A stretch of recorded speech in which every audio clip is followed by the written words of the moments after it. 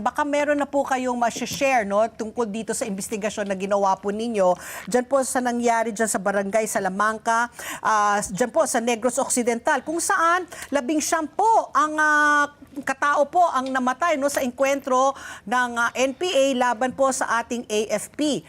Ano na po ang update po dyan?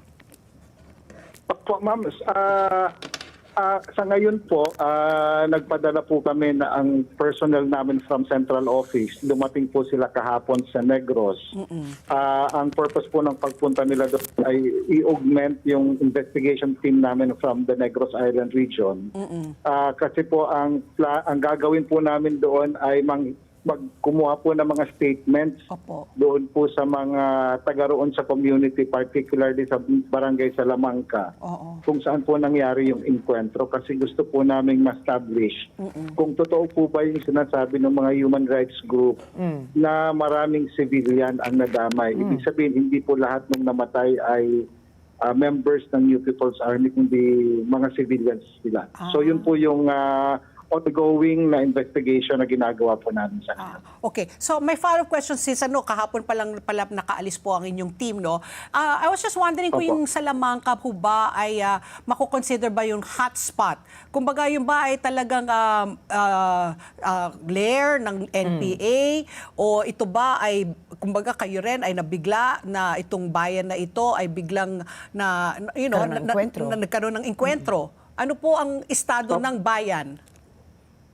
Ma'am, generally yung Negros province po kasi medyo po yung galaw ng mga members ng New People's Army do base po sa pagkakamonitor namin.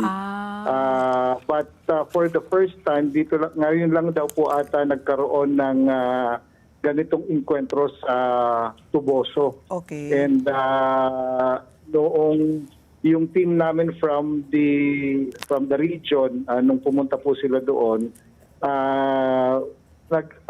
ano po sila na parang nagkakandak daw po yung mga tao doon ng indignation rally against the presence of the NPA. So aktibo pong gumagalaw po doon sa area na yun yung mga members ng New People's Army. Ng NPA. Sa Negros pala. Okay, sige po. Okay, attorney, naninindigan po ang Armed Forces of the Philippines or AFP na pawang po mga combatants yung pong namatay, no? Meron po ba kayo pinanghahawakan na civilian indicators para po talagang ma-identify yung paninindigan naman ng ibang grupo na ito po ay mga civilian at hindi lahat po combatants? Ano po yung indicators? Ano po yung patterns na ating kailangan bantayan?